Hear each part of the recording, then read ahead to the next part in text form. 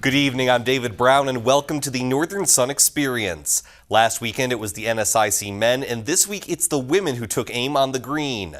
Just like the men, the Women's Golf Championship switched from last year's fall-spring 4-round format into a 3-round weekend. Let's head out to Morton, Minnesota and Dakota Ridge Golf Club. And once again, great weather for the tournament from April 21st through the 23rd. NSIC 2 for 2 in that department. On the course, Concordia St. Paul's Savannah Stone nails this long birdie putt on 7. She was the individual leader after the first 2 rounds, but last year's individual medalist would not be denied. Augustana's Callie Troutman comes from behind and takes home first place for the second straight year, shooting a total of .223, 7 over par. And not only did she finish in first, her Vikings teammates took 3 of the next 4 places, so Augustana had 4 of the top 5 finishers overall. That effort led to the Vikings' record 8th consecutive golf championship as a team, and afterwards Troutman credited making practice seem like a tournament in the week leading up to the championships. We tried to play a few more times leading up to the tournament. We've only been playing outside for about a month, so it's been a lot of practice on the range, on the putting green, whereas this week before we tried to play a little bit more and just prepare because you have to play good golf for 3 days plus a practice round, and so you just get exhausted. So we just really tried to work on keeping the endurance up and playing a little bit more. Troutman, as I mentioned, is your individual medalist for the second straight year with a 7 over 223. Viking teammate Emily Israelson is second at 9 over 225. Israelson actually shot the best round of the entire tournament on Sunday with an even par 72. Concordia St. Paul's Savannah Stone is the only non-Viking in the top 5, finishing third. She's tied with Augustina Sierra Langley. Hannah Hankinson rounds out the women's individual leaderboard. As far as team results are concerned, Augustina wins for the 8th year in a row, shooting a combined .903, 39 over par. Minnesota State was in second place, a full 52 shots behind, with a .955, 91 over par. Concordia St. Paul, Winona State, and Minot State are 3, 4, and 5 respectively. The field for Ncaa Regionals will be announced on May 1st. And while those competitors won't be announced for a few days, a former national participant who had a storied golf career at Southwest Minnesota State is still helping athletes today. It's the first of our 2 Under the Northern Sun campus alumni features.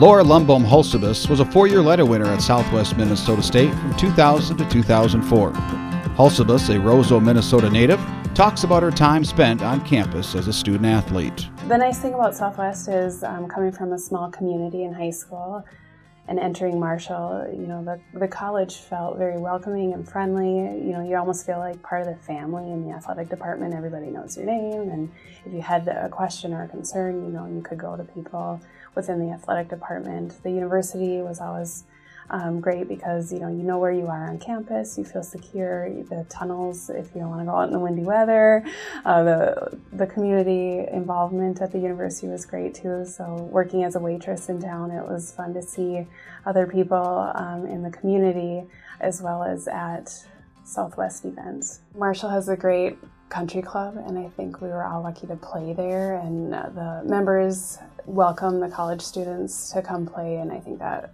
is probably some of my favorite memories are on the course in Marshall because it's such a beautiful facility and great practice grounds to play on. And as far as college memories, I think there are so many to name, but I feel honored to be in the Hall of Fame now and that sort of thing. So I feel like it's been fun to see the college grow with athletics as well. In the spring of her freshman season in 2001, Hulsebus became the first SMSU individual to qualify for the NCAA championships, earning a 26th place finish. She finished tied for 22nd in 2003 when she returned to Nationals for the second time in her career. Nationals was neat. I think I was probably more nervous playing in regionals to qualify because you get to Nationals, you're like, I'm here. I'm sure it'd be great to play well and finish in the top portion of the group of athletes, but it was more of like, I'm here, let's just enjoy it. But yeah, the first tee was a little nerve-wracking, but you just try and make the best of it and not think about it too much when you're up there teeing it up. In the spring of 2004, Hulsebus, a 4-time All-NSIC honoree, 3-time NSIC Player of the Year, and 2-time NCAA qualifier, graduated from SMSU as one of the most decorated student athletes with a degree in biology and chemistry. After graduation, Helsebus attended Northwestern Health Services University's College of Chiropractic and now owns and operates Helsebus Chiropractic in St. Peter, Minnesota. I enjoy being a chiropractor. I come to work every day to help people feel better, whether it's adjusting their back or neck or working on some exercises to rehab their spine. I think it's very rewarding to see people coming in hurt and walking out feeling better, and that's something I enjoy working with every day. Helsebus capped her Mustang career by leading SMSU to a fourth straight NSIC title and was named the Minnesota State Collegiate Golf Association Player of the Year and became the first SMSU individual to earn National Golf Coaches Association Honorable Mention All-American honors. The six-time career medalist and 2015 SMSU Hall of Honor inductee gives this piece of advice to future Mustangs. I think what's important for freshman athletes, golfers to know going into college is that don't be afraid to ask someone for help or support if you're looking for some advice or have questions that need to be answered. Worrying about it isn't going to get you any further ahead, and working on time management and just kind of staying focused on if you're practicing your golf, practice your golf. If you're studying for an exam, study for your exam. Don't get too disconnected from the focus.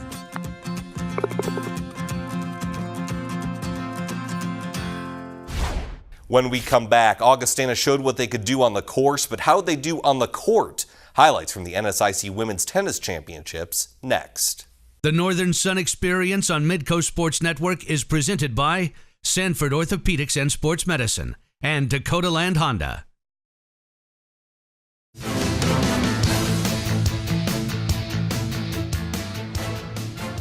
And welcome back to the Northern Sun Experience. Heading into this weekend, the Augustana golf team had won 7 consecutive conference titles and finished the weekend with 8. The Augustana tennis team had won 6 consecutive conference titles in their sport, and we're hoping to end the weekend with 7. Let's head out to Lifetime Fitness in Minnetonka, Minnesota. Augustana swept their quarterfinal and semifinal matchups 5-0 to advance to the championship match against Winona State, and the undefeated streak would continue for Augustana in the combo singles doubles tournament. The Vikings sweep the Warriors 5-0 in the championship. That means Augustana went a combined 15-0, did not drop a single match over the course of the weekend. The Vikings earned an automatic berth in the NCAA tournament, and players and coaches discussed the significance of winning a 7th consecutive conference title. We graduated a couple seniors last year, and to get 4 new freshmen on a tennis team that's a small-sized team, it was kind of a different dynamic, and it took a while for us to kind of mesh together and get everything figured out, including our doubles teams, but we turned it around and we got things figured out, and culminates, I guess, in a championship. I think it gets more special every year, honestly. It's so exciting coming to conference and just keeping this tradition alive. So I think it feels even better now. We work hard every day to get this accomplished, and we've learned from the people before us kind of how to do it, and it's really awesome having them here today to be with us and the alumni who are here to share with us. So. As far as the Central Region is concerned, Augustana found out its fate on Tuesday night, and the Vikings earned the 7 seed. They'll travel south to face the number 2 seed Southeastern Oklahoma State on May 1st. Well, some exciting news for us here at Midco Sports Network. In a partnership with the NSIC, we're expanding our coverage of the conference starting in the 2017-2018 season. And that includes the introduction of the brand new NSIC Thursday Night Football Game of the Week, which will air at 7 p.m. All 16 NSIC schools will be represented over the course of the 11-week schedule, starting on August 31st with Minot State at Concordia St. Paul. September 7th, we'll see Southwest Minnesota State at MSU Moorhead. The 14th features Wayne State at Minnesota Crookston. September 21st is UMary at Upper Iowa. And we close out September with St. Cloud State at Minnesota Duluth on the 28th. Moving to October, Northern State at Minot State is on the 5th. The 12th features Sioux Falls at Wayne State. On October 19th, Minnesota State battles Southwest Minnesota State. October 26th will feature NSIC North foes Minnesota Duluth and Bemidji State. We close out the season with UMary at Northern State on November 2nd and Augustana at Winona State on November 9th. In addition to Thursday Night Football, Midco SN will also broadcast 8 Saturday afternoon NSIC games over the course of the season.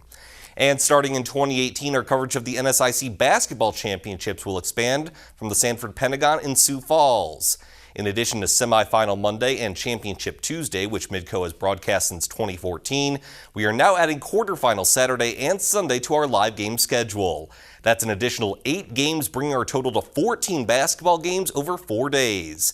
We look forward to bringing you more of the best conference in Division II starting next year. Well, when we come back, what's better than being perfect? How about being extra perfect? How one Minnesota State softball player redefined perfection next.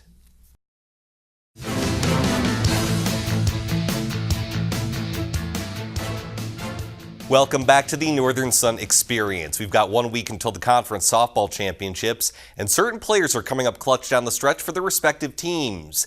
And the NSIC honorees this week set brand new records for their respective teams. The NSIC Player of the Week is UMary's Taylor Mendez. The senior hit 600 this past week, going 9 for 15 with 4 doubles, a triple, a home run, 5 RBI, and 7 runs scored. The Marauder also slugged .727 while setting a new UMary record with her 48th career home run. And if you're feeling deja vu, that's normal, as the NSIC Pitcher of the Week for the 2nd week in a row and the 5th time this season is Minnesota State's Colie Ries. And it's safe to say that despite all of her accolades this season, this week's award is easily her most deserving, as she pitched 2 perfect games. Yes, 2 perfect games in back-to-back games on back-to-back days against Northern State and MSU Moorhead. Overall, Reese went 3-0 last week with a 0.00 ERA. She's won 12 consecutive starts, leads the NSIC with 304 strikeouts, and has a remarkable 23-2 overall record. Here's some highlights from her first perfect game against Northern State, and it didn't really matter if it was swinging or looking. Reese had the Wolves hitters off all day long. She had 15 strikeouts, and with 2 outs in the 7th, she gets Jenna Helgeson looking to complete the perfect game and get a 4-0 win for the Mavericks. As for the very next day, Reese somehow topped that perfect game with 15 strikeouts by throwing a perfect game with 18 strikeouts. She gets Carly Williamson swinging in the top of the 7th, and then Madison Page looking to end it. 14 consecutive perfect innings, 33 total strikeouts, and 42 possible outs altogether. Quite simply the most dominant pitching performance the NSIC has ever seen. Reese and the Mavericks will be heavy favorites next week at the conference championships in Sioux Falls. When we come back, our second Under the Northern Sun alumni feature showcases Upper Iowa.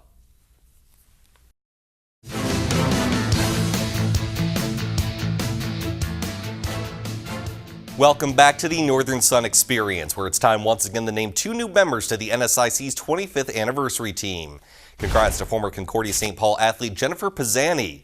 A 2-sport star for the Golden Bears, Pazhani was a 2-time Defensive Player of the Year and 2005 Tournament MVP in basketball, and a 2-time first-team selection in both basketball and softball. Congrats are also in order for former St. Cloud State track star Heather Miller. One of the most decorated multi-event athletes of her era, Miller was a 10-time Division II All-American, broke 10 Husky records, and was the 2010 national champion in the pentathlon. Miller also qualified for the 2016 Summer Olympics in Rio in the heptathlon. Well, earlier we showed you how a former SMSU golfer was helping athletes through physical therapy. In our next Under the Northern Sun alumni feature, meet a former Upper Iowa wrestler also helping athletes, but a little closer to home. In March 2014, Karl Brohamer was named the Wrestler of the Year in the Northern Sun Conference. Upper Iowa's 4-year starter at 197 pounds broke the program record for career wins, ending with 142, including 53 by fall. After becoming an All-American as a freshman, he was named the NSIC's Rookie of the Year. Karl claimed his 2nd and 3rd All-American honors as a junior and senior, and earned 4 NWCA Academic All-American honors as well. I guess if I had to sum it up in one word, it'd be awesome. It was amazing. I mean, I couldn't ask for anything more. I had great coaches. I had great facilities, and you know, if there's anything we ever needed or wanted, you know, someone tried to do the best to get us what we needed. As far as competition-wise in the Northern Sun Conference, I think we had a really tough conference, and we saw great competition. You know, we had some really good battles, and you know, that just creates great wrestling matches and great opportunities and great memories. Every coach, you know, ideally wants that intrinsically motivated student athlete, which can come and become infectious, becomes an obvious leader, and that's what Karl was. He was obviously driven, motivated intrinsically, and so it definitely allowed him to be a leader maybe early on in his career. I had a few injuries, a couple surgeries, one during the summer, one during the year. And I guess I kind of let those get to me, and I use them as an excuse to not perform, or maybe, it's the reason I lost this match because my knee hurt or my shoulder hurt.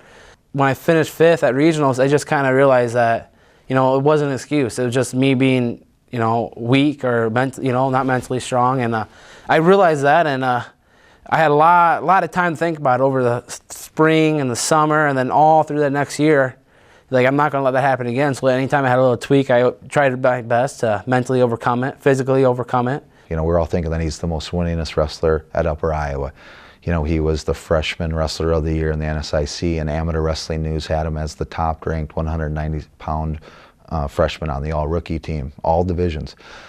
He was the NSIC, wrestler of the year to end his career on. So a lot of ups, but the resolve came, at the national tournaments and rebounding from goals not met by being the national champion.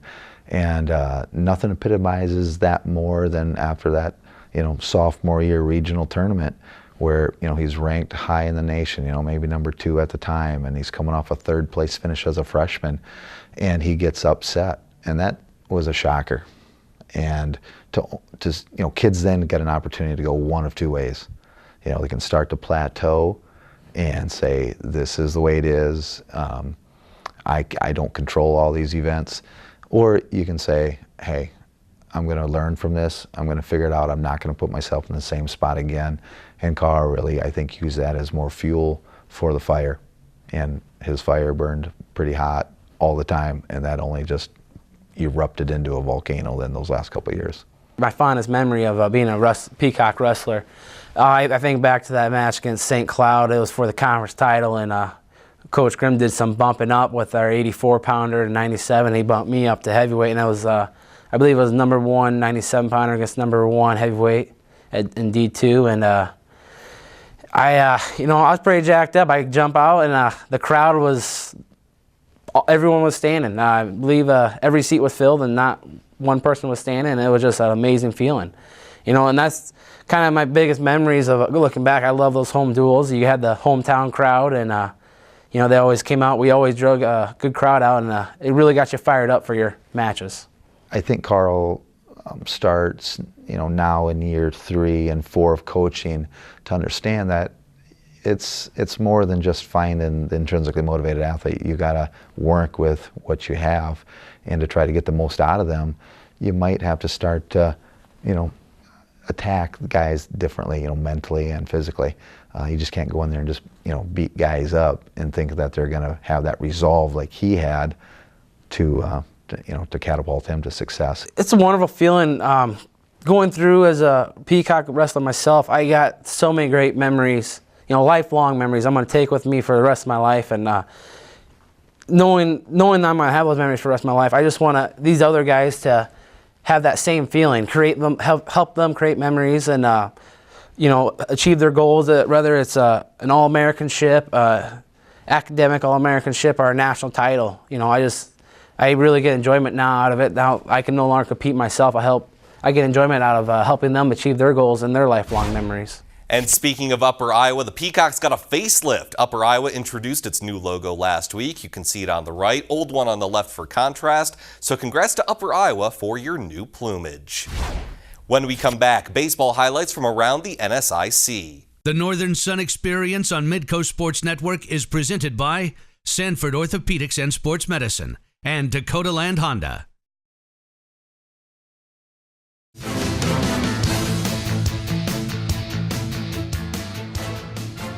Welcome back to the Northern Sun Experience. While the NSIC softball championships are next week, we're still 2 weeks away from the conference baseball championships.